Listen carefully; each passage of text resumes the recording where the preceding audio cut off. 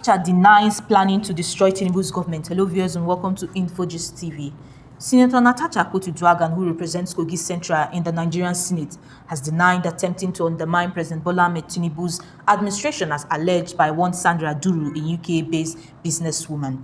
According to reports, Sandra, who said to have accused Natasha of aiming to campaign against the president by attacking the Senate president, Senator Akpabio, to bring about the downfall of Tinubu's administration in the National Assembly. However, in an exclusive interview with a US-based Nigerian journalist, Adeola Faihun, Akpoti stated that she never made such remarks, emphasizing that she's not a tribalist. She said, "People who know me know that I am not a tribalist. I respect and appreciate every tribe in Nigeria, every ethnicity. I am half Nigerian and Ukrainian. Who am I to talk about tribe when I am one part of the other world? That is not my nature. That is not my language. If anybody said that, it's probably her team, the people who have sponsored her. Her sponsors are the one who have probably put those words to her because they knew that I had enjoyed a lot of support from Nigerians, not just in Kogi State, but across the country and even in diaspora." Natasha stated that because Akpabio knows of the cordial relationship that exists between her and President Tinubu, Akpabio is not comfortable with it. She said, "The Senate President, Akpabio, also knows that I enjoyed a good relationship with President Bola Ahmed Tinubu. I have not said it in the open before, but I am saying it now." And that annoyed him because there was a time when the Senate President told my husband, "Are you aware that your wife goes to see the President?" And my husband told him he is aware. He was aware. Whenever I have critical issues to raise, like before I brought up the issue of probing Ajokuta, I did meet with President Bola Ahmed Tinubu to make sure he knew the nature of it and he was okay with it. For other matters too, I have met with him in person. So I do not have a hostile relationship with the president. Even though I'm in the opposition, I keep saying the good people of Kogi Central voted me as a senator to work, not to antagonize or create enmity. I want the people to know my issue is with the president, the Senate president, not the entire Senate. The Nigerian people, the institution, or the presidency, she said.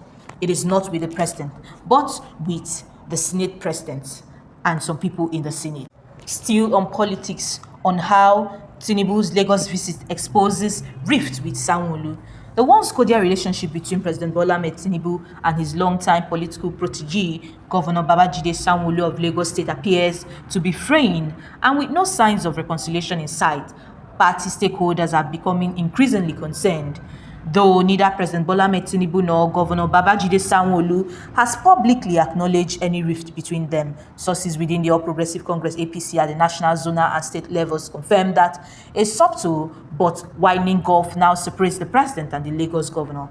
Efforts to intervene have been minimal, with some party leaders choosing to ignore the signs in the hope that time might mend the fracture. Others, however, believe the tension reflects a familiar pattern in Tinubu's political trajectory: trusted allies who rise through his influence but later act in ways he perceives as betrayal. The just concluded visit of President Bola Ahmed Tinubu to Lagos further exposed the depth of tension. From his arrival at the presidential wing of the Murtala Mohammed Airport, observers noted as unusual frostiness.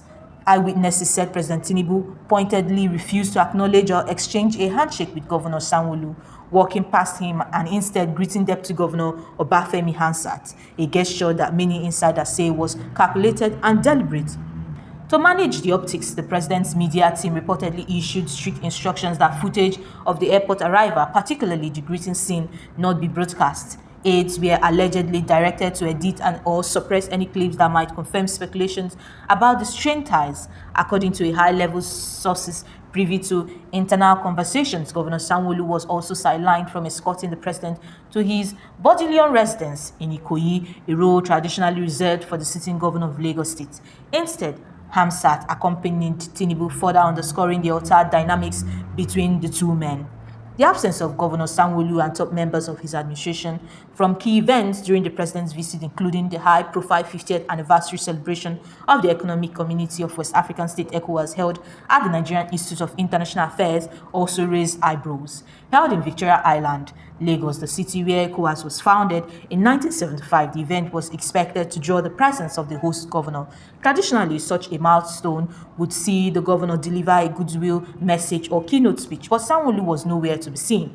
When pressed, a member of his media team told The Guardian the governor had an important engagement elsewhere. That explanation, however, struck many observers as insufficient given the significance of both the president's presence and the event's symbolism for Lagos State. The governor and his aides were also noticeably absent throughout Friday's during President Bola Ahmed Tinubu's engagement across the state. Sources within the villa and Lagos APC confirmed that Sanwo-Olu's name was initially omitted from the official protocol manifest for receiving the president. It took intense last-minute lobbying and persuasions to get the governor included. One insider told our reporters otherwise, only the deputy governor was supposed to be at the airport. Further fueling the speculation was the conspicuous absence of Lagos APC stalwarts, particularly members of the influential Governor's Advisory Council. From the Bodleian residents, while political associates still came to pay homage to the president, the usual fanfare, solidarity visit, and photo opportunities were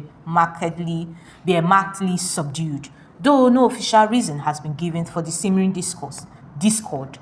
Political analysts speculate that tensions may stem from political disagreements, alleged lapses in loyalty, or unspoken differences over Lagos 2027 succession plans. Some also point to whispers that certain appointments and decisions taken by Sanwo-Olu since his re-election have not sat well with the president. Regardless of the cause, the visible chill in relationship between Tinubu and Sanwo-Olu could have broader implications for Lagos APC unity and the 2027 political permutations, especially as President Tinubu prepares a consolidated control ahead of a likely re-election campaign.